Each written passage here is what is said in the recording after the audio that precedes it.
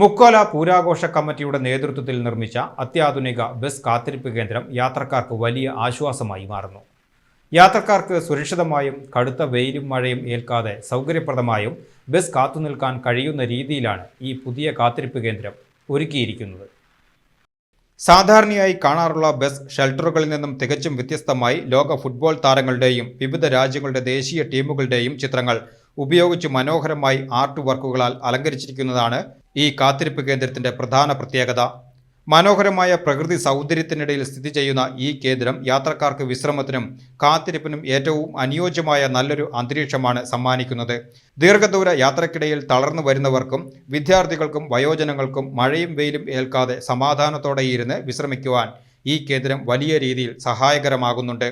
മുക്കോല പൂരാഘോഷ കമ്മിറ്റിയുടെ സാമൂഹിക പ്രതിബദ്ധതയുടെ ഭാഗമായുള്ള ഇത്തരം വികസന പ്രവർത്തനങ്ങൾ ഗ്രാമപ്രദേശങ്ങളിലെ പൊതുഗതാഗത സൗകര്യങ്ങൾ കൂടുതൽ ജനസൗഹാർദ്ദമാക്കുന്നതിന് മികച്ച മാതൃകയാണെന്ന് നാട്ടുകാർ ഒന്നടങ്കം അഭിപ്രായപ്പെട്ടു.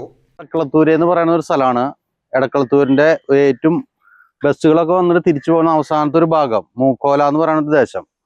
അവിടെ ഈ വഴിയാത്രക്കാർക്ക് ഇരിക്കാനായിട്ട് ഒരു സൗകര്യം ഉണ്ടായിരുന്നില്ല.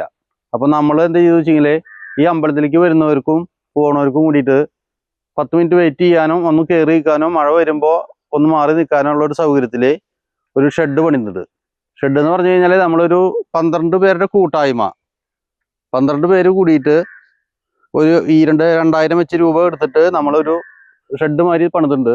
ഇതിപ്പോൾ എല്ലാവരും നല്ലൊരു അഭിപ്രായം പറയുന്നുണ്ട്. കാരണം വന്നവർക്കും പോണവർക്കും വഴിയാത്രക്കാർക്കും ഒന്ന് ഇരിക്കാനും എല്ലാറ്റിനുള്ള ഒരു സൗകര്യം ഇവിടെ ഉണ്ട്. ഇപ്പോൾ പിന്നെ കുറെ കാലമായിട്ടൊരു മോഹമായിരുന്നു ഇവിടെ ഒരു ബസ് സ്റ്റോപ്പ് വേണം എന്നുള്ളത്.